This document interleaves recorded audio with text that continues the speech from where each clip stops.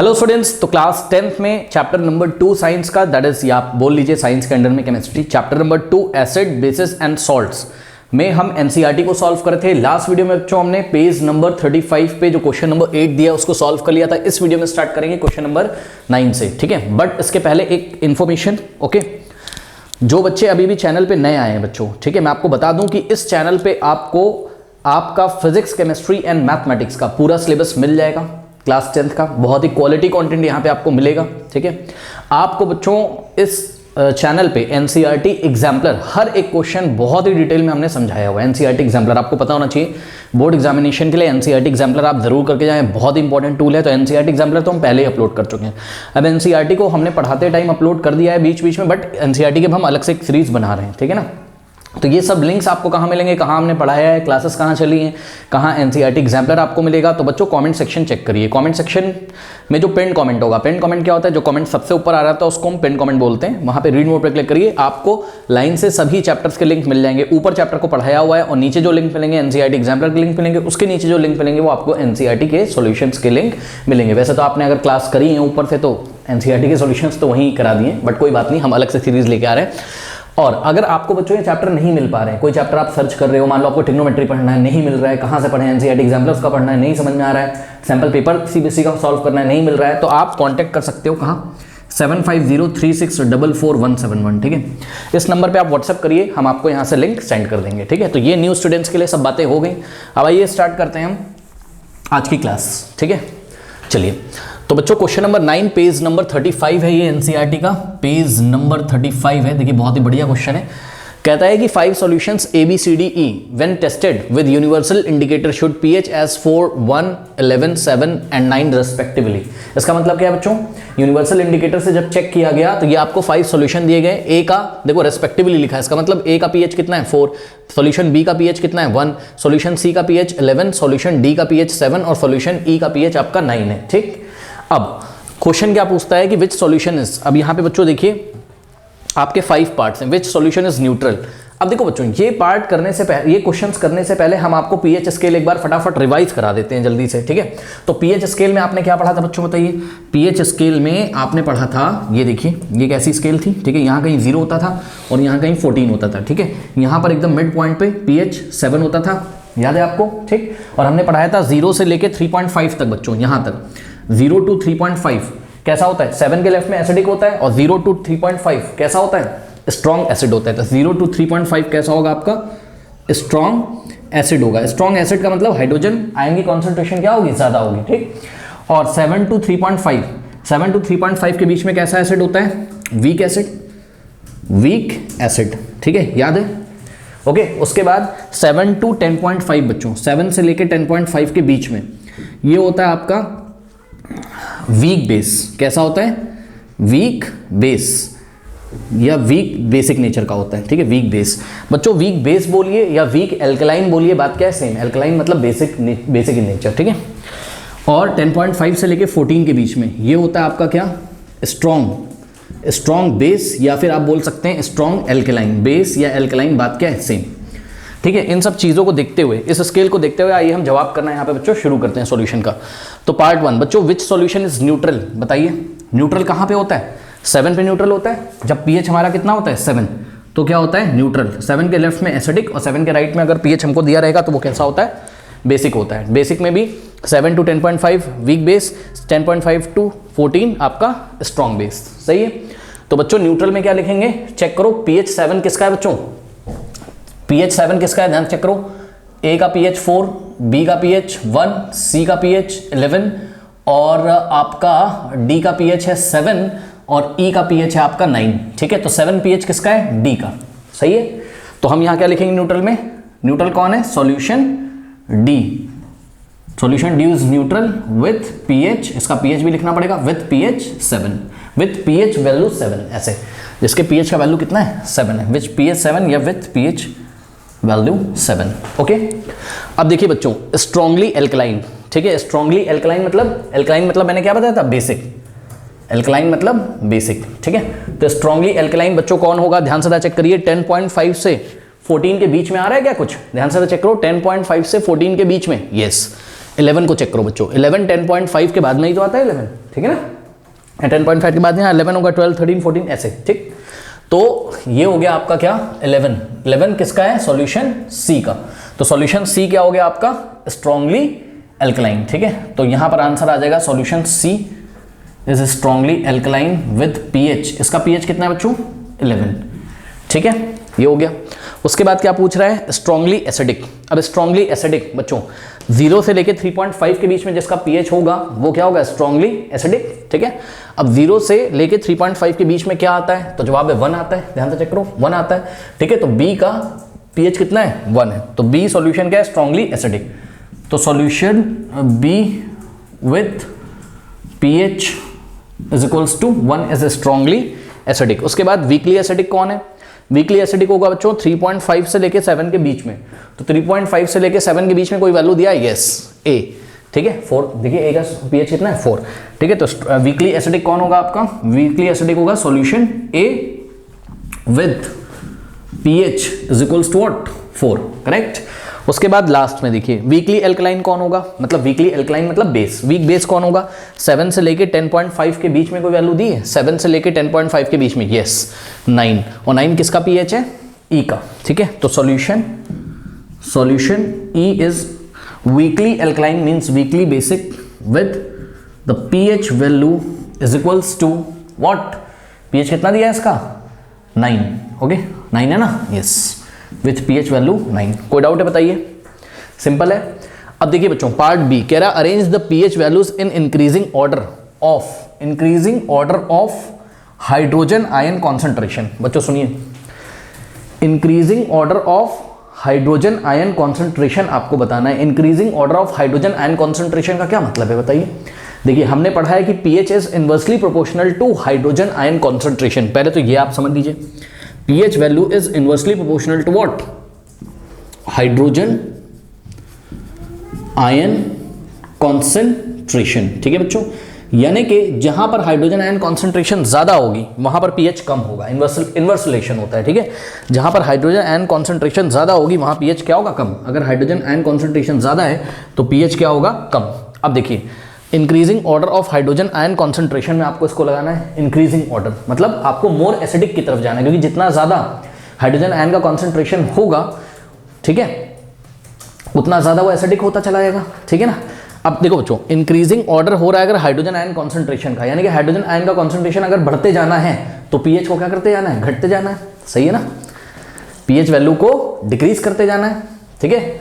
कोई डाउट है, आवाज नहीं आ रही क्या स्टूडेंट्स। अगर हाइड्रोजन आयन कॉन्सेंट्रेशन को बढ़ते जाना है तो पीएच को घटते जाना होगा, क्योंकि पीएच हाइड्रोजन आयन के कॉन्सेंट्रेशन के इनवर्सली प्रोपोर्शनल होता है। तो पीएच के डिक्रीजिंग ऑर्डर में लगा दीजिए इसको, पीएच के डिक्रीजिंग ऑर्डर में इसको आप लगाते चले जाइए तो हाइड्रोजन आयन का इंक्रीजिंग कॉन्सेंट्रेशन आता चला जाएगा, ठीक।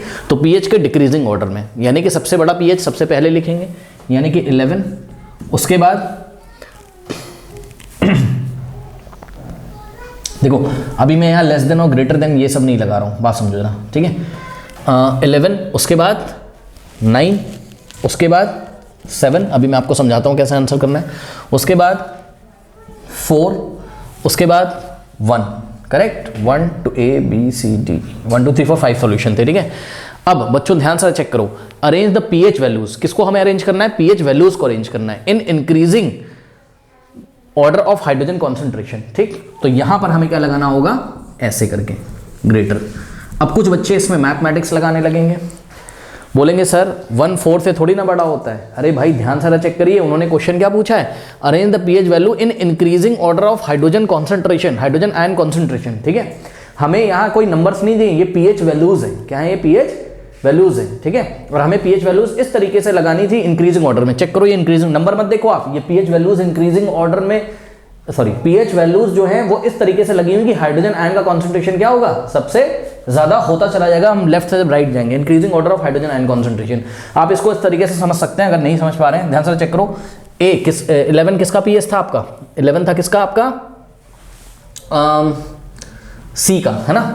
तो यहां पर सॉल्यूशन सी आएगा। 9 किसका था, 9 था आपका ई का, तो यहां आएगा आपका ई। उसके बाद 7 किसका था, चेक करो 7 किसका था आपका डी का। उसके बाद 4 किसका था आपका ए का। उसके बाद 1 किसका था आपका, बी का, सही है। तो this is the increasing order of hydrogen ion concentration, ठीक है, increasing order of hydrogen ion concentration, सही है। चेक कर लीजिए, लेफ्ट से राइट जा रहे हो तो पीएच कम होता चला जा रहा है, और अगर पीएच का वैल्यू कम होता चला जाएगा तो हाइड्रोजन आयन कॉन्सेंट्रेशन बढ़ता चला जाएगा। सबसे ज्यादा एसिडिक कौन सा सॉल्यूशन, बी, फिर उससे कम एसिडिक कौन है, ए, फिर उससे कम एसिडिक कौन है, डी, फिर उससे कम एसिडिक ई, फिर उससे कम एसिडिक सी। बताइए कोई डाउट है? हाँ, तो इस तरीके से बच्चों आपको दोनों तरीके से अरेंज इसको करना है। बात समझ में आई कि नहीं आई? ठीक है ना। चलिए बढ़ते हैं नेक्स्ट क्वेश्चन की तरफ। ओके, दोनों तरीके से अरेंज करके दिखा देगा ताकि सामने वाले को समझ में आ जाए। ये न्यूमेरिकल वैल्यूज को भी, पीएच का जो न्यूमेरिकल वैल्यू है, और नीचे सॉल्यूशंस के बारे में भी इन्फॉर्मेशन हम लोग दे सकते हैं। ओके, नोट कर लीजिए students, page number 35, question number 10। Equal lengths of magnesium ribbon are taken in test tube A and B. Hydrochloric acid is added to test tube A while acetic acid CH3COH, acetic acid का formula CH3COH होता है, is added to test tube B. In which test tube will the fizzing occur more vigorously and why? अब देखिए students, सबसे पहले हम आपको यहाँ पर बताना चाहते हैं कि देखिए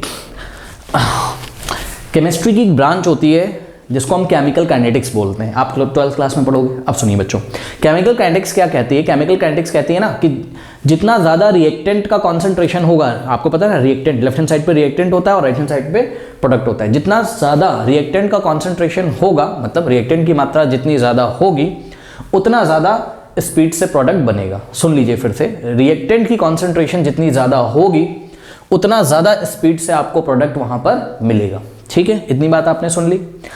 अब देखिए, अब ये फिजिंग क्या होता है पहले तो ये समझो। ठीक, फिजिंग क्या होता है बच्चों? आपने कोल्ड ड्रिंक वगैरह जब अपने ग्लास में आप डालते हो तो बुलबुले कुछ उठते हैं, उसी को फिजिंग बोलते हैं। फिजिंग लिख के गूगल पे इमेजेस पे क्लिक करिए, आपको पता चल जाएगा। जब कोल्ड ड्रिंक डालते हो ना, फिजिंग होती है, उसमें कार्बन डाइऑक्साइड गैस होता है ना। ठीक, यहाँ पे कार्बन डाइऑक्साइड गैस नहीं है, परेशान ना हो। यहाँ पर क्या हो रहा है देखिए, बात समझिए जरा, बात समझिए। Equal length of magnesium ribbon, ये भी बहुत इंपॉर्टेंट चीज है कि इक्वल लेंथ लिए इन्होंने मैग्नीशियम रिबन की। ठीक है, 2 टेस्ट ट्यूब है बच्चों, ये देखिए टेस्ट ट्यूब ए है ये, ठीक, और ये हो गई आपकी टेस्ट ट्यूब बी, करेक्ट। अब इसमें equal length of magnesium ribbon डाल दिया, ये देखिए बराबर लेंथ का मैग्नीशियम रिबन डाला, सही है। अब जो टेस्ट ट्यूब ए है, ठीक है, टेस्ट ट्यूब ए में तो आवाज आ रही है, आवाज आ रही है, हाँ। अब टेस्ट ट्यूब ए में तो बच्चों ये लोग HCl डालते हैं, हाइड्रोक्लोरिक एसिड, ठीक, और टेस्ट ट्यूब बी में ये एसिटिक एसिड डालते हैं, यानी कि CH3COOH। अब एक बात बताइए, मैग्नीशियम रिबन है वो एसिड से रिएक्ट करेगा। मैग्नीशियम क्या है बताइए? एक मेटल है। मेटल जब एसिड से रिएक्ट करेगा, देखो हाइड्रोक्लोरिक एसिड भी एक एसिड है और एसिटिक एसिड भी एक एसिड है, ठीक है, तो रिएक्शन मैग्नीशियम दोनों ही एसिड से करेगा, ठीक। और जब मेटल एसिड से रिएक्शन करता है तो कौन सी गैस निकलती है? Hydrogen gas. यानी कि जो फिजिंग हो रही होगी, जो बबल्स टाइप के कुछ भी दिखाई पड़ेंगे यहाँ सॉल्यूशन में, ठीक है, वो आपके क्या होंगे? हाइड्रोजन गैस, सही है। तो किसमें फिजिंग ज्यादा होगी? तो सुनो बच्चों, ध्यान से समझिए। देखिए होता क्या है, यहां पर हमें आपको रिएक्शन लिख के दिखानी होंगी पहले, ठीक है, तब आपको चीजें समझ में आएंगी। तो हम यहां पर आपको रिएक्शन लिख के दिखाते हैं, ठीक है, ध्यान से चेक करिए। देखिए बच्चों, टेस्ट ट्यूब ए का रिएक्शन क्या होगा? टेस्ट ट्यूब ए में ये जो मैग्नीशियम आपने डाला हुआ है, ठीक है, ये रिएक्ट करेगा HCl के साथ और आपको देगा। अब देखो बच्चों, प्रोडक्ट कैसे बनाओगे? हाइड्रोजन से आप, मतलब इसको आप ऐसा करके ब्रेक कर दो, HCl ब्रेक होगा भाई, एक्वस होगा ना, यहाँ वाटर तो पक्का मौजूद होता है क्योंकि पूरा प्योर एसिड थोड़ी ना डाल दोगे, थोड़ा बहुत पानी तो रहेगा ही, ठीक है, और मैग्नीशियम यहाँ सॉलिड में होता है, ठीक।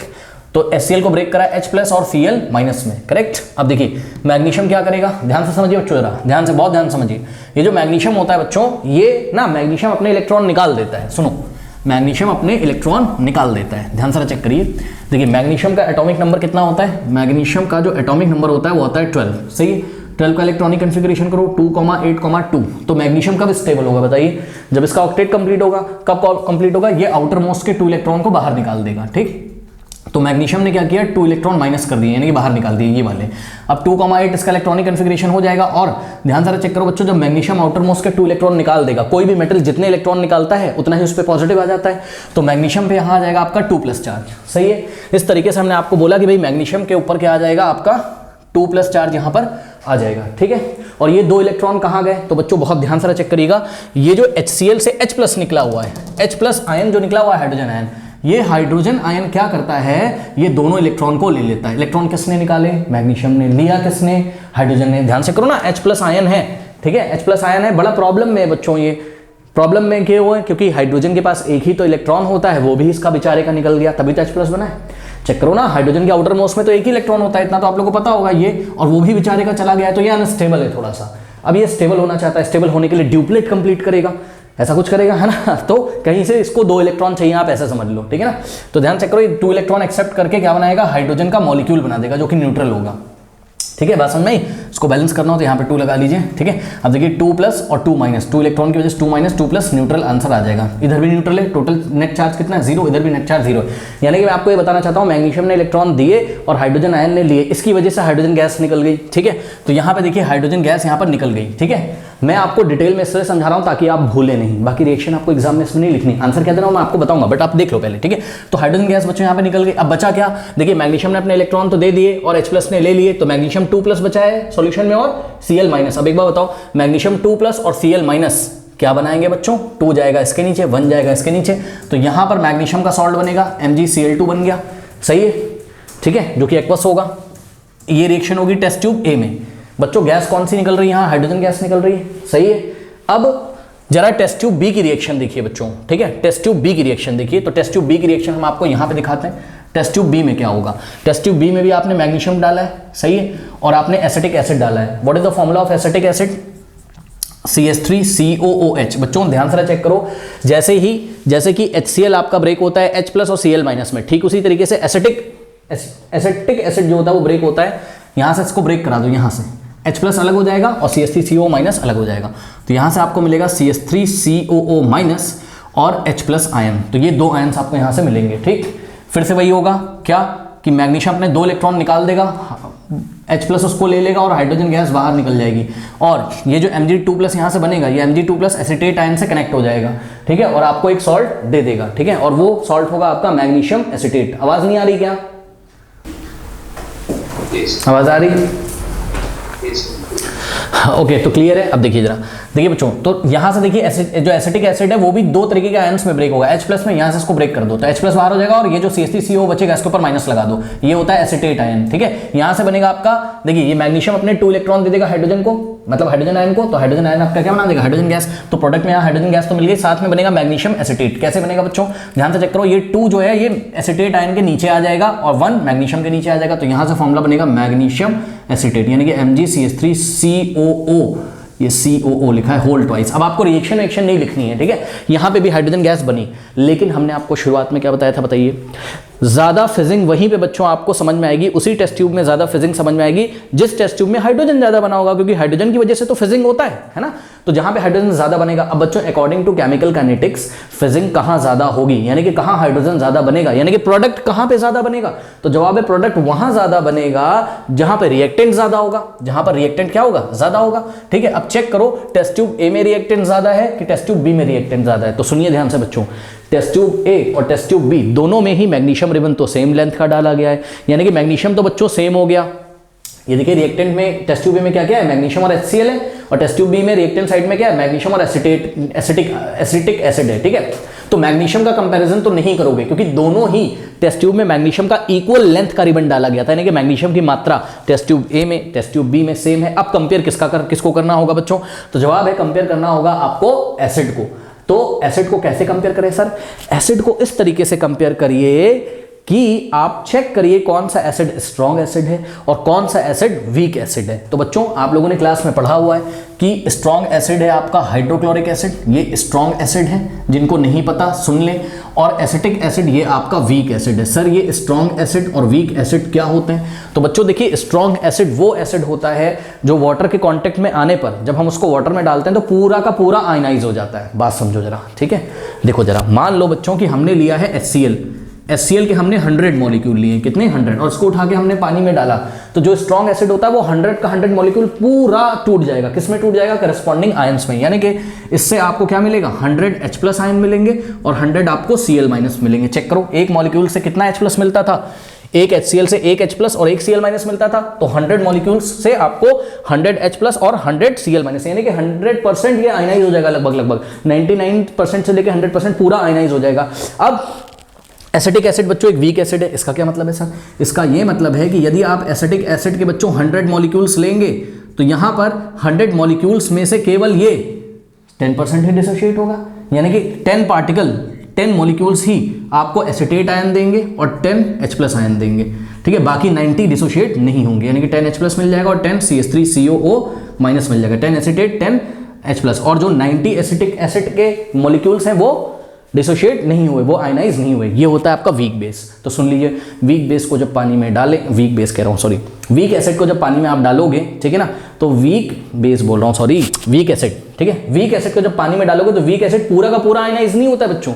जितने मॉलिक्यूल्स आप डालोगे एसिड के उतने आपको हाइड्रोजन आयन वहां पर नहीं मिलेंगे, ये होता है आपका वीक एसिड। स्ट्रॉन्ग एसिड में जितने आप मॉलिक्यूल डालोगे एसिड के उतने आपको हाइड्रोजन आयन वहां पर मिल जाएंगे। बात समझ में आई कि नहीं, यानी कि पूरा का पूरा जितना भी एसिड डालोगे सारा का सारा वहां पर आयनाइज हो जाएगा कैटायन में और एनायन में। कैटायन से आपको हाइड्रोजन आयन मिल जाएगा और एनायन से आपको जो भी होगा क्लोराइड आयन वो आपको वहां पर मिल जाएगा। बात समझ में आई कि नहीं। अब मुझे बताइए यहां पर कि बच्चों आवाज आ रही है, ओके।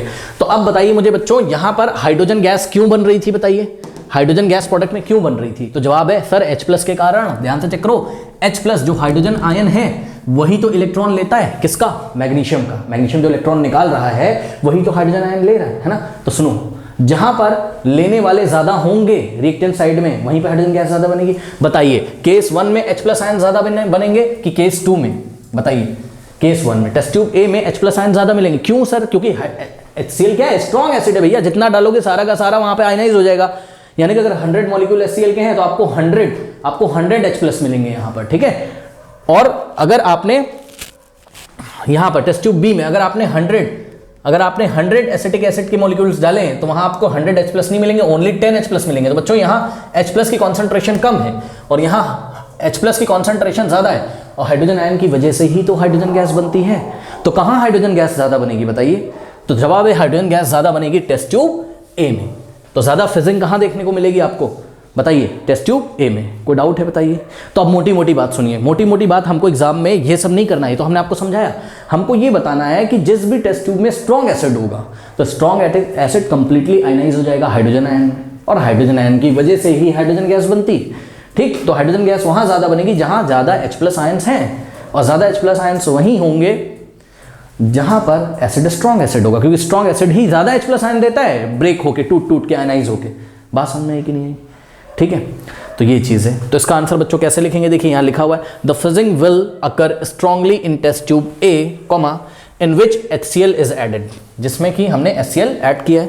फिर रीजन देंगे, this is because HCl is a stronger acid. ये आपको लिखना एग्जाम में बहुत जरूरी है। HCl is a stronger acid than acetic acid and therefore produces hydrogen gas at a faster speed. इसलिए according to chemical kinetics hydrogen gas test tube में हमें फास्टर रेट से मिलेगी, ठीक है। Due to which fizzing occurs more vigorously in test tube A। Vigorously मतलब तेजी से, ठीक है। तो इस तरीके से टेस्ट ट्यूब A में हमें तेजी से वहां पर फिजिंग देखने को मिलेगी। सुन लीजिए, केमिकल काइनेटिक्स क्या कहती है, जहां पर रिएक्टेंट का कॉन्सेंट्रेशन ज्यादा होगा वहीं तो प्रोडक्ट की स्पीड क्या होगी, ज्यादा होगी, मतलब रिएक्शन की स्पीड ज्यादा होगी। ध्यान से चेक करो, टेस्ट ट्यूब A में रिएक्टेंट का बच्चों कॉन्सेंट्रेशन ज्यादा है। रिएक्टेंट क्या है यहाँ पर, है तो HCl, हम मना नहीं कर रहे हैं, लेकिन देखो ना H+ यहाँ पे ज्यादा दे रहा है ये, ठीक है। यहाँ पर एसिटिक एसिड है लेकिन हम रिएक्टेंट अपना इसको H+ को मान के चलेंगे, क्योंकि फाइनली H+ ही तो इलेक्ट्रॉन एक्सेप्ट करके हाइड्रोजन गैस बनाता है, ठीक है ना। तो हाइड्रोजन गैस बनाने वाला रिएक्टेंट H+ कहाँ ज्यादा है, टेस्ट ट्यूब A में, क्योंकि वहां पर स्ट्रॉन्ग एसिड है। कोई डाउट है बताइए। तो आई थिंक समझ में आ गया होगा, ठीक है। नोट कर लीजिए students, page number 35, question number 11, fresh milk has a pH of 6। बच्चों देखिए, जो फ्रेश मिल्क होता है उसका pH कितना होता है, 6। यानी कि जो फ्रेश मिल्क होता है उसका pH पहले तो याद कर लो, NCERT में भी गिवन है, आपको याद भी होना चाहिए, ठीक है। और इस क्वेश्चन से भी आपको याद हो जाना चाहिए। फ्रेश मिल्क का pH कितना है, 6। यानी कि जो फ्रेश मिल्क होता है, ठीक है ना, जैसे हमने काऊ से मिल्क एक्सट्रैक्ट किया, निकाला, उसका जो फ्रेश मिल्क का pH होगा वो 6 होगा। यानी कि जो मिल्क होता है फ्रेश वो एसिडिक इन नेचर होता है, क्योंकि ध्यान से चेक करिए, pH स्केल को चेक करिए बच्चों। pH स्केल पे यहाँ 7 आता है और यहाँ कहीं 6 आएगा और यहाँ कहीं 0 आएगा। जैसे ही आप 7 के लेफ्ट में चले जाओगे तो सॉल्यूशन मोर एसिडिक होता चला जाएगा, सॉल्यूशन मोर एसिडिक होता चला जाएगा, क्योंकि हमें पता है pH value is inversely proportional to hydrogen ion concentration. pH जितना कम होता जाएगा उतनी ज्यादा हाइड्रोजन आयन कॉन्सेंट्रेशन होती जाएगी, और हाइड्रोजन आयन कॉन्सेंट्रेशन ज्यादा होने की वजह से ही सॉल्यूशन कैसा होता है, एसिडिक। तो जब pH आपका कम होने लगेगा तो सॉल्यूशन आपका मोर एसिडिक होने लगेगा, ठीक है। इसी तरीके से जब आप 7 के राइट में जाओगे 14 तक, 7 से चल के 8, 9, 10 ऐसा जब pH आता जाएगा तो ये मोर बेसिक होता चला जाएगा। मोर बेसिक बोल दीजिए या मोर एल्कलाइन बोल दीजिए, बात क्या है सेम, ठीक है। अब बच्चों क्वेश्चन पढ़ते हैं, कह रहा how do you think the pH will change as it turns into curd. बच्चों जब मिल्क से कर्ड बना, ठीक है ना, मिल्क का पीएच यहाँ पे था, ध्यान से चेक करिए, मिल्क का पीएच कितना था 6, तो यहाँ कहीं मिल्क का सॉल्यूशन है, मिल्क है यहाँ पर, इसका पीएच कितना है 6 है। अब कर्ड बन गया, दही जब बन जाती है तो दही में कौन सा एसिड प्रेजेंट होता है, लैक्टिक एसिड, ठीक है ना। दही में जो कर्ड होता है उसमें कौन सा एसिड प्रेजेंट होता है, लैक्टिक एसिड, और लैक्टिक एसिड की वजह से ही दही खट्टा होता है। और आपको कम से कम, चलो लैक्टिक एसिड नहीं याद है तो आपको इतना तो याद होगा ना, मिल्क भी आपने टेस्ट किया होगा, दही भी खाई होगी कभी ना कभी, तो मिल्क तो आपको खट्टा नहीं समझ में आता है, क्योंकि चेक करो है तो एसिडिक, बट उसका पीएच कितना है 6 है, जो कि 7 के आसपास है, तो हमें उसकी एसिडिटी पता नहीं चलती है, ठीक है। उसका सार, खट्टा टेस्ट हमें पता ना, एसिड का टेस्ट खट्टा होता है, तो खट्टा टेस्ट हमें उसका आता नहीं है। लेकिन जैसे ही बच्चों कर्ड में चेंज होगा, कर्ड जब मिल्क जब कर्ड में चेंज हो जाएगा तो कर्ड, दही तो खाई, वो तो खट्टी होती है, यानी कि दही जो होती है वो मोर एसिडिक है, मिल्क से ज़्यादा एसिडिक है। अभी वो बताओ, मिल्क से अगर आपका कर्ड बन गया बच्चों, ठीक है, तो कर्ड का पीएच 6 के लेफ्ट में ही तो आएगा, यानी कि 6 से लेस ही तो होगा, समझो ना, पीएच 6 से लेस होगा, किसका, कर्ड का, क्योंकि कर्ड में लैक्टिक एसिड होता है। तो जब मिल्क कर्ड में चेंज हो जाता है तो वो खट्टा होता है टेस्ट में, यानी कि उसमें एसिड है पक्का, क्योंकि एसिड का टेस्ट खट्टा होता है, हमने पढ़ा है, सार होता है, ठीक। तो इसका मतलब पीएच जो है वो अब क्या हो जाएगा, लो हो जाएगा कि हाई, तो जवाब है लो हो जाएगा, चेक करो 6 से कम होगा। कोई डाउट है बताइए, क्योंकि इधर जाओगे तो मोर एसिडिक सॉल्यूशन होता जाता है, ठीक है, सिंपल है। अब इस चीज़ को आप लिखेंगे कैसे एग्जाम में, आप लिखोगे as the milk turn into curd the pH, it's pH will fall below 6, इसका पीएच फॉल कर जाएगा, 6 से नीचे हो जाएगा इसका पीएच, 6 से कम ही वैल्यू आएगा, 5 पॉइंट समथिंग या 5 के आसपास या 3.5 या आपका 4 के आसपास, ठीक है। तो वो हमें नहीं बताना है, बस हमें बताना है फॉल कर जाता है कि अप कर जाता है, ठीक है, तो फॉल कर जाता है। It will become more acidic, reason क्या है कि अब मिल्क कर्ड जब बन जाएगा तो वो मोर एसिडिक हो जाएगा, जो भी सोल्यूशन वहां पे मौजूद है, सही है। रीजन दे दीजिए, रीजन यहां पे बता दीजिए कि this is because an acid, और उस एसिड का नाम अगर आपको याद हो तो आप लिख दीजिए, ब्रैकेट में हमने लिखा है lactic acid. This is because an acid which is lactic acid is produce when milk turn into curd, जब मिल्क कर्ड में चेंज हो जाता है, टर्न हो जाता है, तो वहां पर लैक्टिक एसिड कर्ड में मौजूद रहता है, जिसकी वजह से सॉल्यूशन मोर एसिडिक होगा और पीएच 6 से कम हो जाएगा। कोई डाउट है बताइए, कर लीजिए। क्वेश्चन नंबर 12 देखिए, a milkman adds a very small amount of baking soda. What is baking soda? Sodium hydrogen carbonate is baking soda, है ना। baking soda is what? Sodium hydrogen carbonate, NaHCO3, this is baking soda, ठीक है। तो milkman क्या करता है बच्चों, milk में, फ्रेश मिल्क में थोड़ा सा बेकिंग सोडा क्यों डाल देता है, ये क्वेश्चन पूछा जा रहा है। अब ध्यान से चेक करिए, सोडियम हाइड्रोजन कार्बोनेट, सोडियम क्या है, एक मेटल है, और मेटल के कार्बोनेट्स हों, चाहे मेटल के ऑक्साइड्स हों, और चाहे मेटल के हाइड्रोजन कार्बोनेट हों, मेटल के हाइड्रोजन कार्बोनेट, मेटल के कार्बोनेट्स और मेटल के oxide are basic in nature, यानी कि जो सोडियम हाइड्रोजन कार्बोनेट है, सोडियम हाइड्रोजन कार्बोनेट यानी कि मेटल क्या है यहाँ सोडियम, तो ये सोडियम का हाइड्रोजन कार्बोनेट है, और सोडियम एक मेटल है, तो मेटल के हाइड्रोजन कार्बोनेट कैसे होते हैं, basic in nature, basic in nature, correct. तो बच्चों अब ध्यान से चेक करिए, तो फ्रेश मिल्क, आपको पता है फ्रेश मिल्क का पीएच कितना होता है, 6 होता है, यानी कि फ्रेश मिल्क थोड़ा सा एसिडिक नेचर का होता है, ठीक। अब मिल्कमैन क्या करता है, दूध वाला, इसमें थोड़ा सा बेकिंग सोडा डाल देता है, पाउडर, ठीक। क्यों डालता है बच्चों, बेकिंग सोडा का नेचर कैसा बताइए, बेसिक इन नेचर है। देखो अगर वो इसमें बेकिंग सोडा नहीं डालेगा तो सुबह निकलता है दूध बांटने, वो उसको बांटते बांटते शाम हो जाती है, तो जिसके घर में दूध लेट जाएगा बच्चों, लेट पहुंचेगा जिसके घर में दूध। ध्यान से चेक करिए, मिल्क में कुछ केमिकल रिएक्शन चलती होगी, ठीक है, कुछ बैक्टीरिया वगैरह प्रेजेंट होते हैं, जिसकी वजह से आपको पता है कि लैक्टिक एसिड वहाँ बनने लगता है, लैक्टिबैसिलस बैक्टीरिया आई थिंक उसको बोलते हैं। तो मिल्क आपका कर्ड में चेंज होने लगता है। ध्यान से चेक करिए, मिल्क जो है जिसका पीएच कितना है बताइए, 6 है, ये फ्रेश मिल्क है, ये क्या है आपका फ्रेश मिल्क है, तो ये बच्चों कर्ड में चेंज होने लगता है, ठीक है, कुछ केमिकल रिएक्शन होता है मिल्क में। अब समय गुजरता जा रहा है, समय गुजरता जा रहा है, वो जिसके घर में लेट पहुंचेगा, तो पता लगा जो दूध है वो पूरा का पूरा कर्ड में चेंज हो गया, फ्रेश मिल्क पूरा का पूरा कर्ड में चेंज हो गया, क्योंकि वैसे ही ये पहले से एसिडिक है, ठीक। तो जब ये पहले से एसिडिक है और इसमें जो भी प्रोसेस हो रहा है, लैक्टोबैसिलस बैक्टीरिया इसमें जो भी प्रोसेस कर रहा है, जो भी केमिकल रिएक्शन हो रही है, उसकी वजह से इसका पीएच और कम होता जाएगा, और कम होता जाएगा, और कम होता जाएगा, है ना, और इसमें लैक्टिक एसिड बनता जाएगा। तो सोचिए जरा, इसमें हम ऐसा कुछ जुगाड़ करके रखें पहले से, फ्रेश मिल्क में हम ना बच्चों पहले से ही बेस मिला दें। तो अगर हम इसमें पहले से ही बेस थोड़ा सा मिला देंगे, चेक करो, सोडियम हाइड्रोजन कार्बोनेट वाला पाउडर थोड़ा सा पीस के इसमें डाल दीजिए पाउडर, ठीक। तो पहले से जब इसमें बेस मौजूद रहेगा, तो जैसे ही लैक्टिक एसिड बनना शुरू होगा, तो ये बेस क्या करेगा, उस लैक्टिक एसिड को काउंटर करेगा, न्यूट्रलाइज करेगा। सही है ना, बात समझ में आई कि नहीं, आवाज आ रही है, आवाज आ रही है। तो अगर आप इसमें थोड़ा सा बेस बच्चों पहले से ही डाल दें, ठीक है ना। तो जैसे ही लैक्टिक एसिड बनना शुरू होगा, यानी कि जैसे ही कर्ड का फॉर्मेशन बनना शुरू होगा, जैसे ही वो केमिकल प्रोसेस होना शुरू होगा, तो ये जो बेस डाल के रखा है आपने, बेस उस एसिड को काउंटर करेगा, उसके इफेक्ट को काउंटर करेगा, और वहां पर जो कर्ड है वो जल्दी से नहीं बनेगी, यानी कि दूध खट्टा नहीं होगा। कोई डाउट है बताइए? ठीक, तो पार्ट 1 में इन्होंने आपसे यही पूछा है, यानी कि आप क्या करोगे, आप इसका पीएच क्या करोगे, इसका पीएच 6 से, बताओ 6 से कहां शिफ्ट कर रहे हो, राइट में कि लेफ्ट में? तो जवाब है आप फ्रेश मिल्क का पीएच कहां शिफ्ट कर रहे हो, towards right on pH scale. PH scale में 6 के राइट में जाओगे तो 7 आएगा, 7 पे न्यूट्रल होता है, 7 से राइट में जाओगे तो बेसिक हो जाएगा। तो आपने इसमें सोडियम हाइड्रोजन कार्बोनेट डाल के इसका पीएच 7 से राइट में शिफ्ट कर दिया। यहाँ पहले फ्रेश मिल्क का कितना था, 6, तो 6 से आपने पहुंचा के 7 को क्रॉस करा के कहीं 8 के आसपास कर दिया होगा। ठीक है, बात समझ में आई कि नहीं? ठीक, तो यही आपको पूछ रहा है। 8 के आसपास कर दोगे तो सॉल्यूशन बेसिक हो जाएगा, जैसे ही एसिड बनेगा तो वो सॉल्यूशन जो बेसिक है वो एसिड को क्या करेगा, काउंटर करेगा, उसको न्यूट्रलाइज करेगा। देखिए पार्ट ए में यही क्वेश्चन पूछा है, why does he shift the pH of the fresh milk from 6 to slightly alkaline.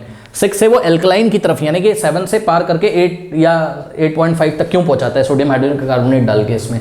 ठीक है, तो जवाब है इसका आंसर देखिए, fresh milk is slightly acidic naturally. जो फ्रेश मिल्क होता है वो स्लाइटली एसिडिक होता है। जब नेचुरली हम उसको काऊ से एक्सट्रैक्ट करते हैं, गाय से या भैंस से, जब भी उसको हम निकालते हैं तो नेचुरली कैसा होता है, स्लाइटली एसिडिक होता है। तो इसका उसका पीएच कितना होता है, 6। तो fresh milk is made slightly alkaline by adding a little of baking soda. ठीक है, तो फ्रेश मिल्क को हम लोग क्या करते हैं, थोड़ा सा बेकिंग सोडा मिलके स्लाइटली बेसिक बनाते हैं या एल्कलाइन बना देते हैं। इसका कारण मैंने आपको बता दिया, so that it may not gate सार इजिली, जिसकी वजह से वो जल्दी से खट्टा नहीं होता है। ठीक है ना, कोई डाउट है बताइए?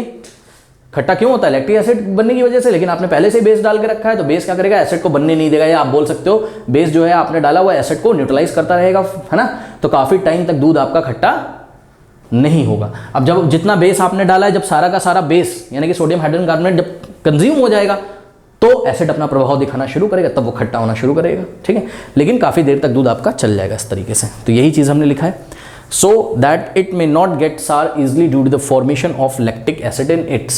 ठीक है, that's why the milkman shift the pH of the fresh milk from 6 to slightly alkaline। okay, part B देखिए, कह रहा why does this milk take a longer time to set as a curd। ठीक है, same उसी तरीके का कुछ question है।